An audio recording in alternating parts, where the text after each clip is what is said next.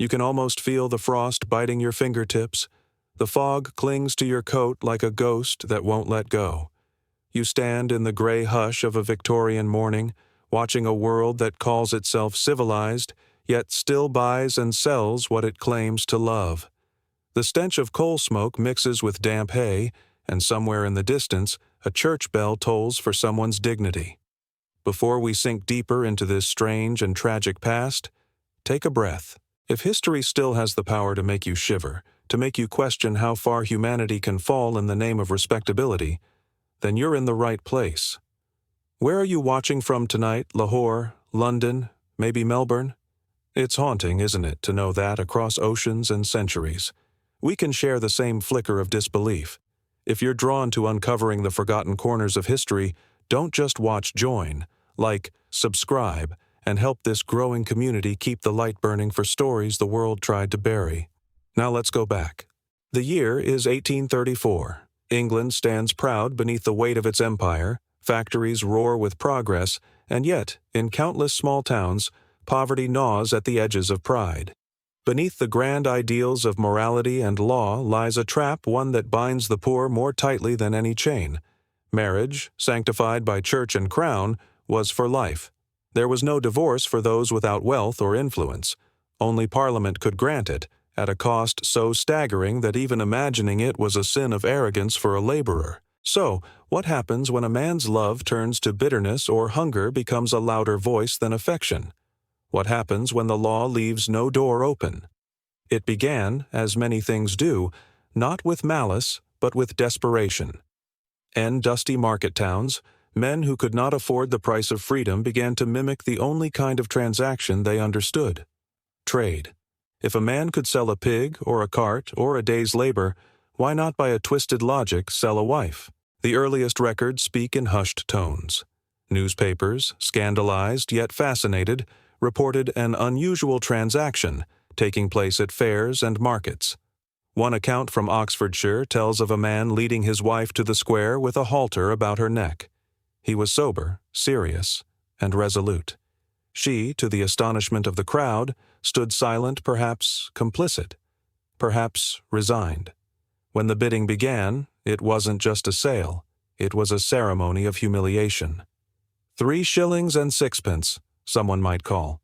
"A pint of ale with it," another jeers. The husband nods. "She's yours then, and good luck to ye." And so the woman's fate would shift, her new husband stepping forward, the crowd parting, laughter and applause mingling with the winter wind. To the people watching, it was both scandal and sport. To the couple, it was something else entirely, a cruel parody of choice. In a world where wives had no legal identity, no right to property or earnings, perhaps this strange ritual felt like a way to reclaim agency, even if only by surrendering it. Was it barbaric? Of course. But to them, it was a transaction that seemed less cruel than starvation, less sinful than adultery. The law turned its face away. Magistrates, when confronted, shrugged. "A vulgar custom," one wrote, "yet no crime." The church thundered against it from the pulpit, but the pulpit fed no one. The factory bells still rang. Children still cried from hunger. The halter, that cheap loop of rope, became, in its way, a twisted symbol of freedom. Imagine the sound of that rope sliding through rough hands, the murmur of the crowd fading into silence. Imagine the eyes of the woman being sold, perhaps hardened, perhaps hollow, perhaps defiant. Some accounts speak of women insisting on the sale themselves, choosing a kinder man, a better chance. "Let it be done proper," one reportedly said. "Better sold than starved." The irony was unbearable. A society that preached purity yet forced its poorest into public degradation. Britain's legal system guarded marriage as sacred, but only for those who could afford the paperwork. For everyone else, love, ownership, and survival became hopelessly entangled. By the 1840s, wife-selling had become both a scandal and a secret too widespread to ignore, too shameful to admit. Each sale left behind whispers, laughter, and something colder. The quiet understanding that beneath the empire's moral facade, human lives could still be priced. And as we close this first chapter, the frost deepens. Somewhere in the gray English dawn, another husband knots a rope, another crowd gathers, and another woman walks toward the market square not as a wife, not yet free, but as a reflection of how poverty can twist even the meaning of love itself. The bell tolls again, and its echo promises one thing: this story is far from over. The market square was alive long before the sun rose. Stalls groaned under the weight of onions, coal, and cheap gin, the smell of sweat and soot mingling with the sharp tang of animal hides. By mid-morning, the air had thickened with noise, laughter, arguments, and the clatter of horseshoes striking cobblestone. But today, the usual trade would pause for something far darker. The crowd's murmur shifted into anticipation as word spread. A wife was to be sold. They came for spectacle as much as necessity. Children perched on barrels, old men leaned on canes, women pretended to frown but didn't look away. There, at the center, stood a young woman, pale, silent, the coarse rope looped around her neck like a cruel ornament. Her husband, red-faced and rigid, clutched the other end. His coat was torn, his boots caked with mud. He looked less like a man offering a sale and more like someone surrendering to the inevitable. A magistrate once called these events the poor man's divorce. But what does that mean in the cold light of reality when human worth is weighed in shillings? The auctioneer's voice rose above the noise, clear and cutting. A good wife, sir, can cook, sew, and keep quiet when needed. A few chuckles broke the tension. The husband nodded grimly. She's strong, he muttered. No bad temper, no debts. The woman's eyes did not lift from the ground.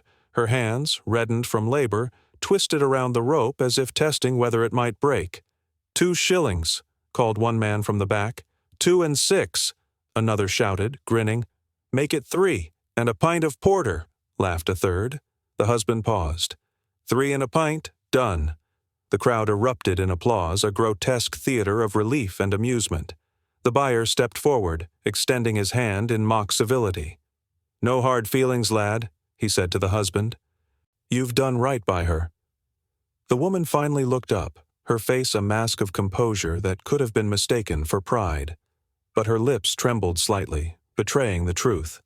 This scene was not rare.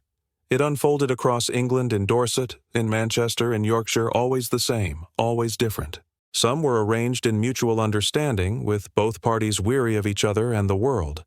Others were brutal displays of control, and sometimes, astonishingly, they were treated as celebrations. Newspapers recorded crowds cheering heartily, as if they were witnessing sport rather than despair. What did society see when they looked upon such cruelty? Did they see oppression or simply order restored? A traveler from France once described it with disbelief. They trade their wives like beasts and yet speak of honor. And perhaps that was the most haunting part, the conviction that this act, however degrading, was somehow righteous. Even the women, in some cases, leaned into the illusion of agency. Let it be done in the open, one said, so all can know it's by my will. Yet what choice did she truly have, in a world where her worth began and ended with her husband's word? The halter was not just a rope, it was law, custom, and silence woven together. Onlookers told themselves stories to make sense of it. She's found a better man, they'd whisper. At least she won't starve. They clung to those words because the truth that poverty could twist decency into spectacle was too unbearable to face. As the years passed, the ritual grew infamous. Reporters began to chronicle the details with a mixture of fascination and disgust. One London paper wrote of a woman who laughed during her sale, calling out, "Let's have a fair price, I'm worth more than that." The crowd roared with laughter, but beneath the jest lingered tragedy. Even her humor was armor a way to survive humiliation by turning it into theater. The markets began to change with the rise of railways and reform. But the memory of those mornings of halters, coins, and trembling hands refused to fade. For every woman who walked away with a faint hope of freedom, another was dragged back into despair. The system may not have called it slavery, but the chains were invisible, legal, and accepted. In the evening, when the crowd dispersed and the square returned to its ordinary trade, the echoes remained. The spot where the woman had stood still smelled faintly of straw and smoke. A dropped coin glimmered in the mud, the last trace of a human bargain. And somewhere, beyond the noise and laughter, church bells began to toll not for death, but for dignity buried alive. By the time the sound faded, the marketplace was empty. Only the halter hung on the post, swaying gently in the wind, a reminder that for all England's progress, its heart still beat in the rhythm of shame. Tomorrow, another crowd would gather, and another woman would walk forward, steady and silent, into the marketplace of her own undoing. By the mid-19th century, the rhythm of England had changed. Steam hissed from iron engines, factory whistles split the morning air, and the nation called itself modern. Progress, they said, had triumphed over ignorance. Yet, in the narrow lanes between red brick mills and soot-streaked chapels, some remnants of the old world clung to life among them, the wife market. It persisted quietly, shame wrapped in tradition, until the new century of machines and morals could no longer look away. The first cracks appeared in print. Newspapers that once reported wife sales with crude amusement began to speak with disgust. "A barbarism unfit for a Christian country," declared the Morning Chronicle in 1848. Soon after, the Illustrated London News published engravings not of machinery or war heroes, but of trembling women on auction blocks. The images were haunting halters around their necks, crowds laughing like spectators at a gallows. They could no longer pretend it was quaint rural folklore. What had once been tolerated as custom now stood exposed as cruelty. The same society that cheered moral reform in factories and prisons began to feel the sting of hypocrisy. Could a nation that prided itself on civility continue to trade its wives like cattle? The question echoed through drawing rooms, coffee houses, and Parliament itself. In 1850, a scandal struck Worcestershire. A farm laborer named Thomas Cox was brought before the magistrates for selling his wife in a public manner. His defense was simple and devastating. "It was the only lawful way I knew," he told the court, voice shaking. "The constable saw it done, sir, and said naught." The courtroom fell silent. For the first time, laughter did not follow such an admission. The Times printed his words the next day, and across Britain the public gasped as if hearing the practice for the first time. Soon, reformers found their cause. Among them was Caroline Norton, a writer whose own brutal marriage had turned her into an advocate for women's rights. Her essays tore through polite society's veneer, describing marriage as a legal slavery dressed in vows. Others followed journalists, preachers, even magistrates demanding reform not just of the law, but of the very notion that a woman could belong to anyone. And yet, change was slow. The law still refused to see women as independent beings. Every debate in Parliament was tangled in morality and money. One MP argued, "Better to regulate such sales than leave these people without remedy." Another replied, "Sir, there is no regulation for indecency." The House fell silent. But the tide was turning, carried not by gentlemen's debate, but by the roar of the printing press. Stories poured from towns like Sheffield, Norwich, and Leeds, stories of wives who resisted, who refused the halter. One woman, when her husband led her into the square, struck the rope from his hand and shouted, "You shall not sell what you do not own." That defiance, small as it seemed, rippled outward. She was fined for disorderly conduct, but her words were repeated in pamphlets and papers, a spark in the slow burn of reform. By the 1870s, the industrial cities had outgrown the superstition of the countryside. Marriage laws began to shift, inch by inch. The Matrimonial Causes Act gave the poor their first true path to divorce, though still steeped in judgment. Wife selling, once a spectacle, became an embarrassment, something to be whispered about, denied, erased from polite memory. Yet, in the quiet corners of history, the scars remained. An old farmer in Yorkshire, interviewed in 1881, recalled seeing his father sell his mother for 5 shillings and a pint of ale. "No one thought it wrong," he said softly.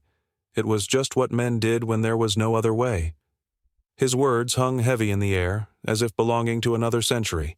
But that was the truth of it. The practice had not vanished overnight, it had simply withered under the weight of progress, fading from sight, but not from conscience. And so, the wife markets died as they had lived in silence.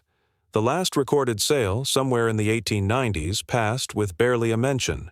No crowd, no laughter, only the faint clink of coins and the rustle of shame. But history has a cruel memory. Beneath the triumph of reform lies the haunting realization that the laws did not change out of mercy, they changed out of fear.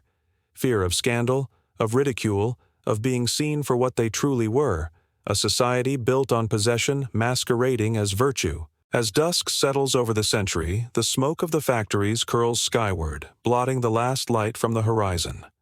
Somewhere beyond that haze, the echo of a bell tolls again, not for the end of wife-selling, but for the end of innocence. And in its fading sound we hear the question that never truly dies. How many cruelties must civilization justify before it calls itself humane?